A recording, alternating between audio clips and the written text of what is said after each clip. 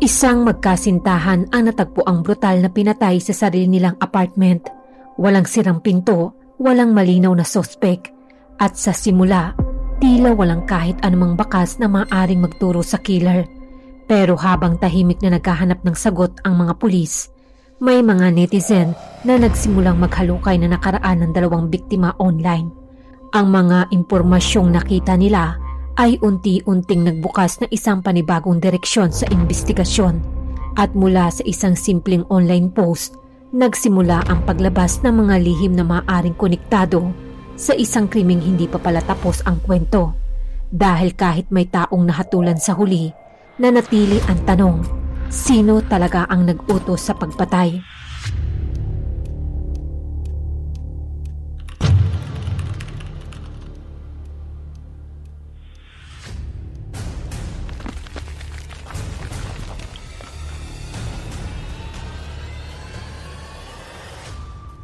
Sa isang apartment sa Craydon Road ng Newcastle, nakatira sa itaas na palapag ang isang tenant na pamilyar sa batang Chinese couple na nakatira sa ibaba.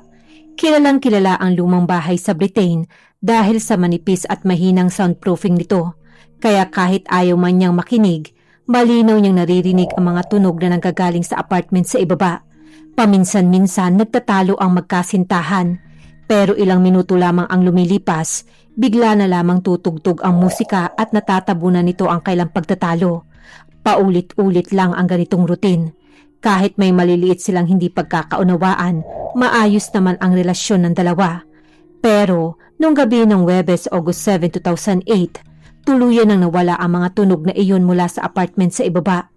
At hindi na nga muli pang narinig ng mga kapitbahay ang magkasintahan. Nagpatuloy ang nakababahalang katahimikan mula Huwebes ng gabi hanggang Sabado. Unti-unti nang nakaramdam ng kakaiba ang kapitbahay sa itaas. Naisip naman niya na baka umalis lamang ang mga ito para magbakasyon. Hanggang bandang 4:30 ng hapon nung Sabado, muli niyang nakita ang batang magkasintahan. Pero ibang-iba na ang pagkakataong iyon. Pareho silang inilalabas ng mga pulis mula sa apartment, nakalagay sa itim na body bags. Doon lamang niya napagtanto na sa mga tahimik na gabing lumipas, isang hindi maisip na bangungot pala ang nangyari mismo sa ilalim ng kanyang mga paa. Nang matuklasan ng mga pulis ang mga biktima, halos 2 araw nang hindi sila makontak ng kailang kapamilya. Kaya ang kailang mga kapamilya sa China ay labis na nag-alala. Humingi na nga sila ng tulong sa ilang mga kaibigan na nasa United Kingdom para puntahan ang apartment at tingnan kung maayos ang dalawa. Nakarating ang mga kaibigan sa apartment at ilang sandali silang kumatok sa pintuan. Pero walang sumasagot. Noong una, iniisip lang din nila na baka lumabas lang ang magkasintahan para mamasyal o magsaya. Pero habang naghahanda na nga silang umalis, isa sa kanila ang nagpunta sa gilid ng apartment at tumingin sa bintana. Bigla na lamang itong napasigaw ng malakas dahil sa kanyang nakita. Agad na lumapit ang iba at dumungaw rin sa salamin ng bintana. At sa isang iglap, natigilan silang lahat. Sa loob ng bedroom, nakita nila ang isang babae na nakadapa sa kama. Puno ng dugo ang likod ng kanyang ulo at halos hindi na makilala ang dating itsura nito dahil sa tindi ng pinsala. Nakatali ang kanyang mga kamay at mula sa loob ng kwarto, tila may unti-unting lumalabas na mabahong amoy na may halong dugo. Sa puntong iyon, nanginginig na inilabas ng isa sa kanila ang kanilang cellphone at tumawag sa 999. Ilang minuto lamang ang lumipas at dumating ang mga pulis. Nakita nila sa master's bedroom ang babae. Nakadapa ito sa kailang kama.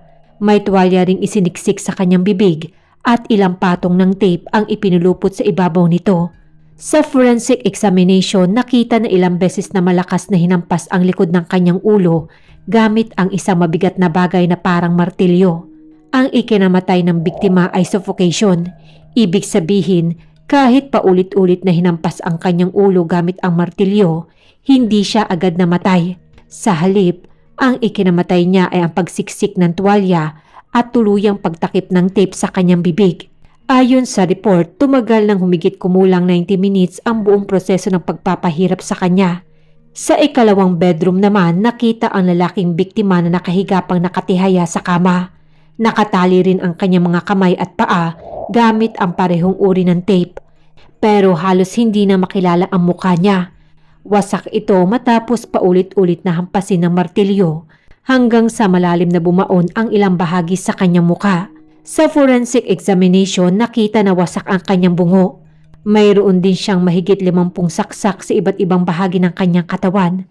Ayon sa resulta ng pagsusuri, matapos siyang paulit-ulit na hampasin ng martilyo hanggang mawala ng malay, saka lamang nilaslas ang kanyang lalamunan.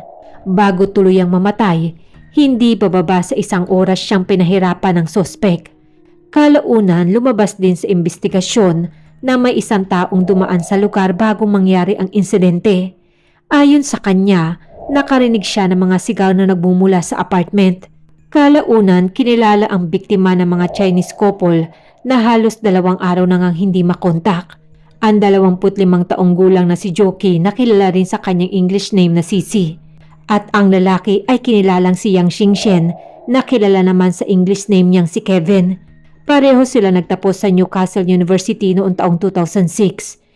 Hindi pa pala natatapos sa 2 biktima ang kalupitan ng ginawa ng killer. Sa loob ng bathroom ng apartment may nakita pa ang mga pulis sa isang lababo. Dito nakita nila ang black and white na alagang pusa na patay na. Tinakpan ng killer ang katawan nito gamit ang tuwalya at isang paris ng kitchen gloves. Sinuri rin ng forensic examiner ang mga kuko ng pusa upang malaman kung nakalmot nito ang killer habang lumalaban at kung may naiwan itong DNA. Pero walang nakitang DNA evidence sa mga kuko nito. Sa pagsusuri ng apartment, napansin din ng mga detective na walang bakas na sapilitang binuksan ang main entrance. Ipinahiwatig nito na maaaring kilala ng killer ang isa sa 2 biktima. Posible ring gumamit siya ng isang kapanipaniwalang dahilan para kusang buksan ng mga biktima ang pinto. Agad namang bumuo ang mga pulis na isang special task force. Pero sa unang mga yugto ng investigasyon, wala silang malinaw na suspect dahil napag-alaman nilang napakasimple lamang ng social circle ng 2 biktima at wala ring lumilitaw na direktang koneksyon sa isang posibleng killer.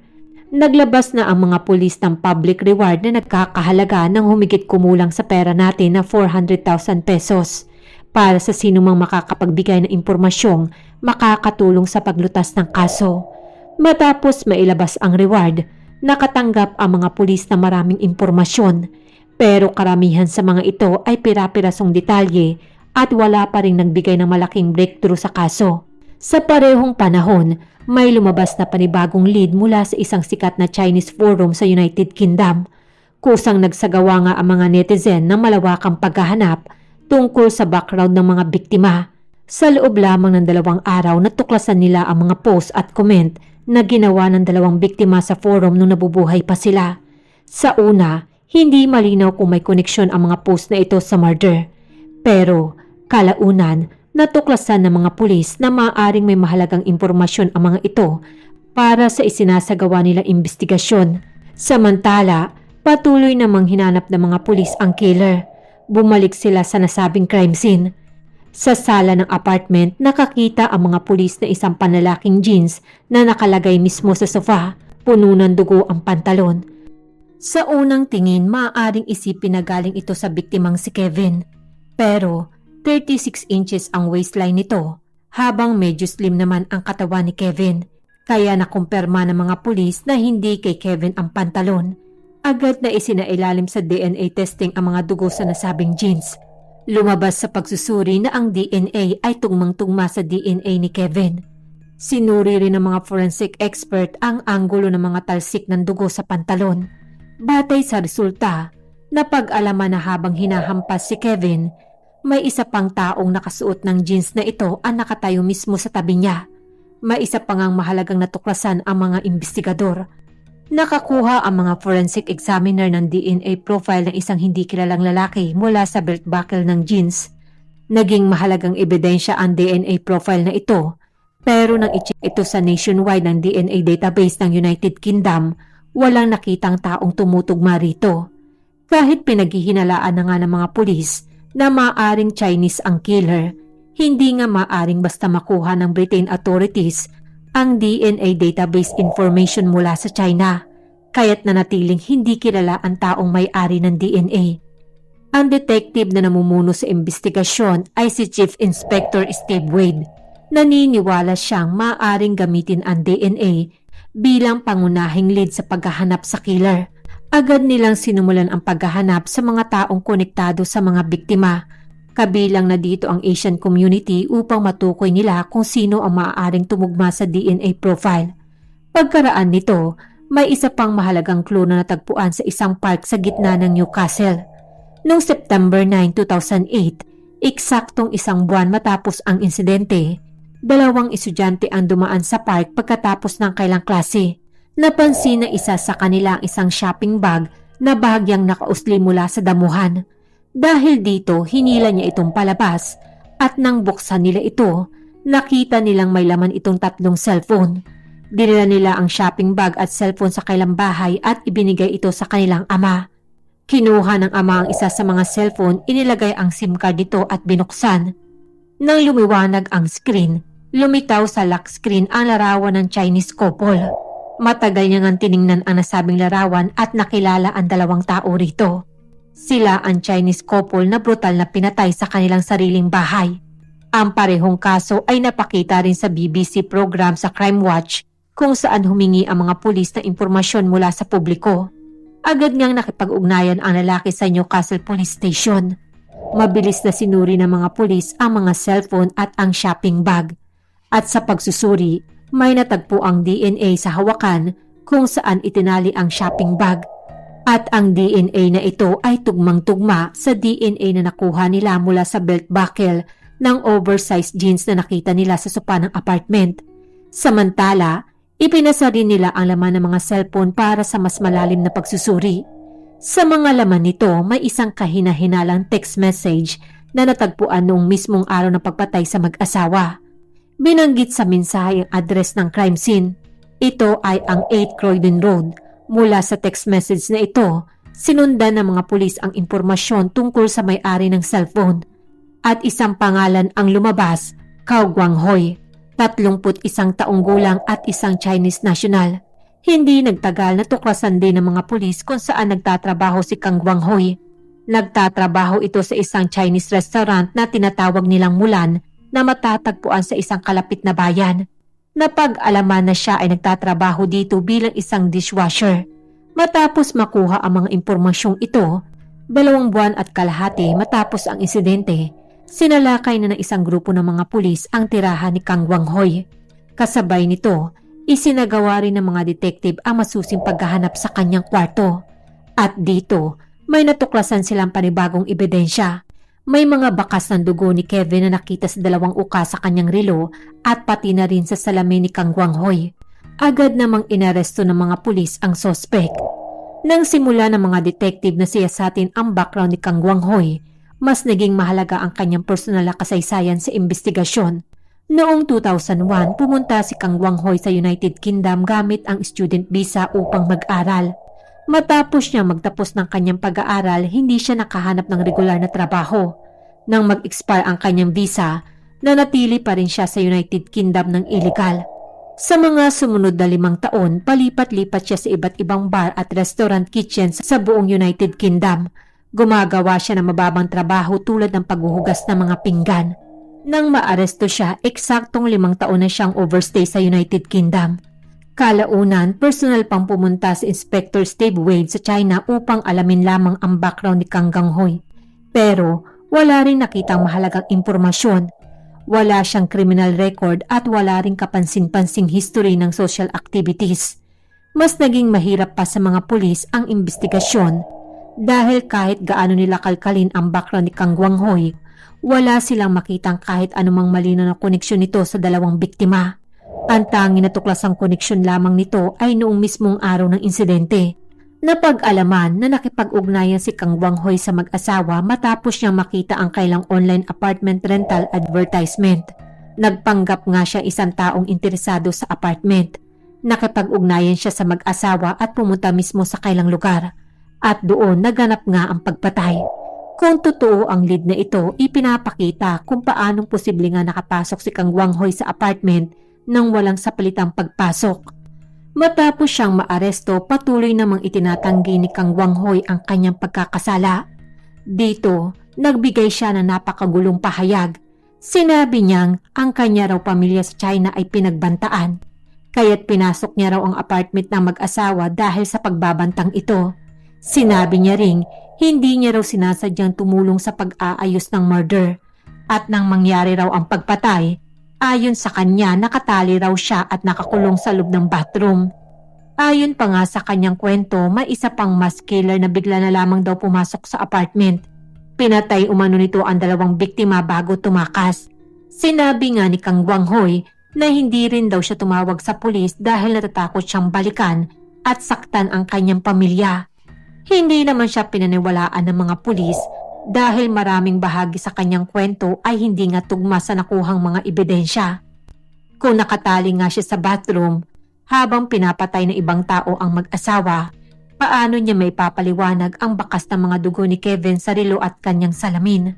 At paano niya rin maipapaliwanag ang DNA na nakita sa jeans na puno ng dugo ng biktima? Sa kabila nito, hindi binago ni Kang Guanghoy ang kanyang kwento.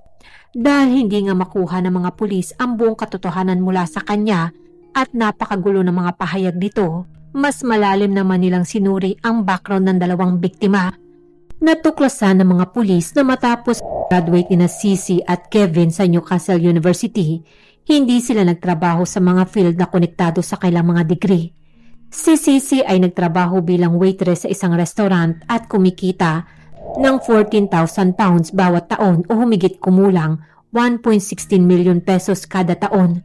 Samantalang karamihan naman ng oras ni Kevin ay iginugugol niya sa bahay habang nag-aayos at nagtatrabaho sa computer. Ang kanyang idineklarang annual income ay 3,000 pounds lamang o humigit kumulang 248,000 pesos kada taon.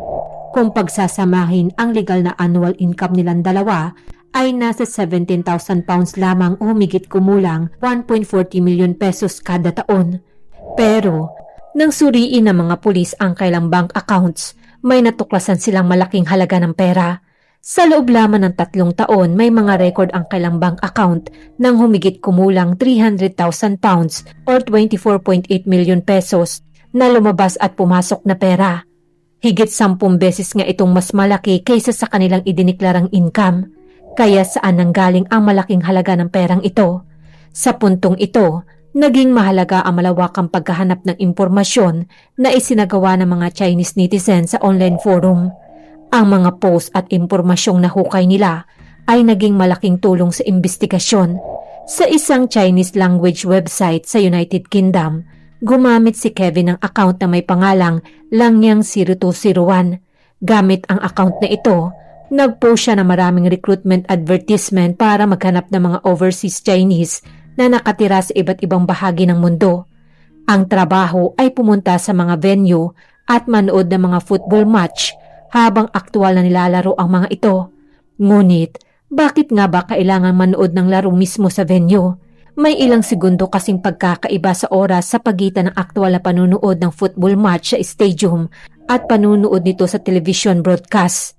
Gamit ang maikling delay na ito, maaari nga magpadala ng real-time na impormasyon tungkol sa laro ang mga taong nasa venue sa mga taong nasa labas. Sa ganitong paraan, makakapaglagay ng taya ang ilang tao bago pa makarating sa iba ang parehong impormasyon. Sa madaling salita, isa itong uri ng football betting fraud. Maayos at lehitimo ang pagkakasulat ng advertisement. Kailangang may basic understanding aplikante sa football rules at mas gusto nila ang may sariling sasakyan. Sa unang tingin, mukha itong ordinaryong part-time job. Pero ang aktwal na layunin nito ay bumuo ng network para sa pagbibigay ng impormasyon na ginagamit nila sa football betting. Hindi lamang sa football betting sangkot si Kevin, may isa pa siyang negosyo na may kinalaman rin sa peking diploma. Sa isa pang forum na madalas gamitin naman ng Chinese international student, hayagan rin siya nag-advertise na kaya niya magbigay ng tunay na graduation certificates mula sa mga British University. Kung hindi nga natapos na isang tao ang kanyang pag-aaral sa abroad, pero kailangan niya ng diploma bilang patunay na nakapag-aral siya roon, sinabi niya ngang kaya niya itong gawin sa loob lamang ng 10 working days. Wala rin daw umanong kailangang deposit. Sa ganitong paraan, naging bahagi ng underground income ng mag-asawa ang football betting fraud at paggawa ng mga peking diploma.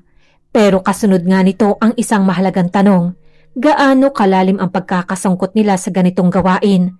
At sino-sino ang mga taong maaaring nagkaroon ng sama ng loob sa kanila dahil sa kanilang mga ginagawa? Sa ilalim nga ng post niya tungkol sa football cheating at fake diplomas, may mga tao nang humihingi ng refund.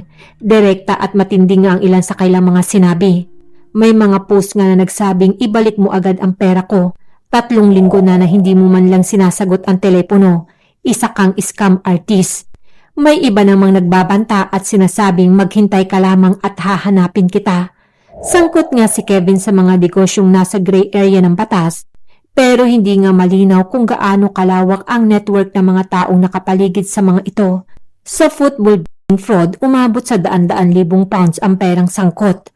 Ang mga taong nasa likod ng ganitong operasyon ay maaaring hindi ordinaryong mga tao.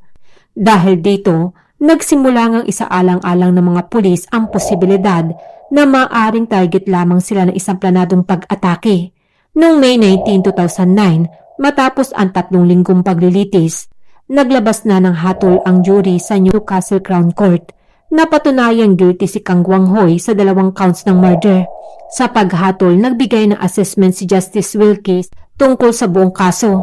Ayon sa kanya, hindi ito isang random killing. Nasangkot sina Cici at Kevin sa isang illegal gambling at fake diploma business. Batay nga sa mga pangyayari, sinabi niyang may kahawig sa isang execution ang madugong pagpatay sa 2. May isa pang mahalagang pahayag si Judge Wilkie. Ayon sa kanya, ang mga taong nagtatago sa likod ng operasyon ay maaaring gumamit ng ganitong marahas na paraan upang magpadala ng malinaw na mensahe sa ibang tao. Samantalang si Kang Guanghoy na naaresto at nahatulan ay maaaring isang taong inupahan lamang ng organized criminal. Siya ang taong direktang nagsagawa ng krimen. Sa huli, hinatulan si Kang Guanghoy ng life imprisonment na may minimum 33 taon na kailangang pagsilbihan. Samantala, may isa pang tanong na matagal na nanatili sa isip ni Chief Inspector Steve Wade, ang senior detective na namuno sa investigasyon. Sa buong proseso nga ng pagsisiyasat, paulit-ulit niyang pinag-isipan ng isang bagay. Kaya ba talaga ni Kang Guanghoy na gawin ang lahat ng ito ng mag-isa? Hanggang sa huli, nanatiling ang hindi malinaw kung sino ang tunay na nasa likod ng pagpatay at kung may iba pang ang taong nag-utos sa pagpatay sa 2 biktima. Sa kasong ito, makikita kung paano ang isang panloloko ay maaaring humantong sa mas seryosong krimen at tuluyang magdulot ng kapahamakan. Sa likod nga ng bawat perang nawala at bawat taong naloko, may mga pamilyang naapektuhan at may mga buhay na maaaring magbago habang buhay. Ang panloloko ay hindi lamang tungkol sa perang kinukuha. Kapag nawawala ang tiwala, maaaring mawala rin ang seguridad at katahimikan ng mga taong nadadamay. At sa kasong ito, ang naging epekto ay hindi lamang pagkawala ng pera. Dahil 2 buhay ang nawala, 2 pamilya ang nasira at maraming tanong ang naiwan. Kaya't mahalagang tandaan na ang bawat desisyon at bawat panluloko ay maaaring maging epekto sa ibang tao at minsan ang epekto nito ay hindi na kayang bawiin pa. Maraming salamat po sa panunood ng kwento ko sa gabing ito. Kung nagustuhan niyo po ang aking kwento, pwede niyo po ba akong bigyan ng isang like at mag-subscribe na rin po kayo kung hindi pa po kayo nakaka-subscribe sa aking channel para lagi po kayong updated sa aking mga susunod na kwentong krimen. Ako po si Denise at see you in my next video.